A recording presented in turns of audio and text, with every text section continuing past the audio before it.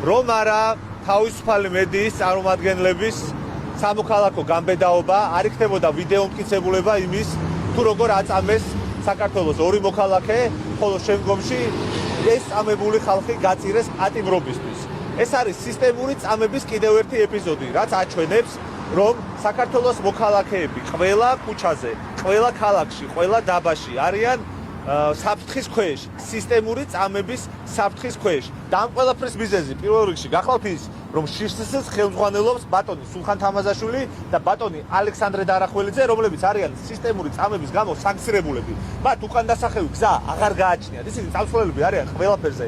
მათ სისტემური წამება აქციეს ერთ დროს სახელოვანი ქართული შიშსს შინაგან საქმეთა სამინისტროს ყველა თანამშრომლის არა, მაგრამ სამწუხარო ძალიან დიდი ნაწილის უკვე თანამშრომლების აი მოქმედების წესად, ფუნქციონირების წესად. ეს არის ძალიან დიდი საფრთხე ჩვენი ქვეყნისთვის, ჩვენი ქვეყნის თითოეული მოქალაქის ჯანმრთელობის და სიცოცხლისთვის და იმისთვის, რომ აღარ განმეორდეს გორის შემთხვევა, რომ აღარ განმეორდეს ის, რაც მოვიდა მაგალითად გურამ როგავას, ხო? ის, რაც მოვიდა მაგალითად მაკა ჩიხლაძეს, რაც მოვიდა მაგალითად ლევან ხაბეიშვილს. ამისთვის საჭირო რომ ეს ხალხი დაუყოვნებლივ წავიდეს სისტემიდან. რა დე ფაქტო ეს ხალხი ამას მნიშვნელობა ამ შემთხვევაში არ გააჩნია. ეს ხალხი არის სისტემური წამების შემოქმედი და აღმსრულებელი. გარდა ამისა, ჩვენ მოვითხოვთ, რომ ადამიანი, რომელიც არის წამებული, ამ სიტყვის პირდაპირ მნიშვნელობით იყოს გათავისუფლებული ბრალეულობისგან და მის წინააღმდეგ გამოძიება შეწყდეს. არის ცინიკური და ბოროტება, რომ არსებობს ვიდეო მტკიცებულება კაცის წამების და ის კაცი არის ბრალდებული და გამოძიება მიმდინარეობს.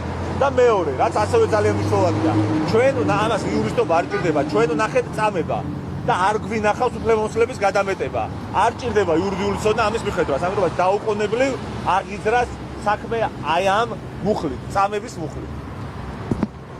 შესაძლოა მოსასმენა ძალიან რთული იყოს, თუმცა აუცილებლად უნდა ითქვას, რომ ამ სისტემურ წამებამდე, სისტემურ ძალადობამდე მხოლოდ და მხოლოდ იმიტომ მოვედით, რომ მაშინ როდესაც რუსთაველის გამზირიდან ლევან ხაბეიშვილი გაიტაცეს, სასტიკად აწამეს, მაშინ როდესაც ჩვენ პირდაპირ ეთერში ვუყურებდით თუ როგორ დაესხნენ თავს მაკა ჩიხლაძეს და მის ოპერატორს, მაშინ როდესაც ჩვენ ვნახეთ წაქცეულ ზვიად მაისაშვილს წიხლებს როგორ ურტყავდნენ თავის არეში, საზოგადოების გარკვეული ნაწილი დუმდა და სწორედ აი ამან მოგვიყვანა იმ სისტემურ ძალადობამდე, იმ სისტემურ დანაშაულამდე, რომელიც ახლა ჩვენს ქვეყანაში არის, რომ არა ის ვიდეო მტკიცებულებები, რომელიც ჩვენთვის ხელმისაწვდომია და სრულიად საქართველო მიხილა, დღეს პაპუნა ლოცუაშვილი, ნეკნებ დალეწილი პაპუნა ლოცუაშვილი იქნებოდა 4 კედელში გამოკეტილი, ხოლო ის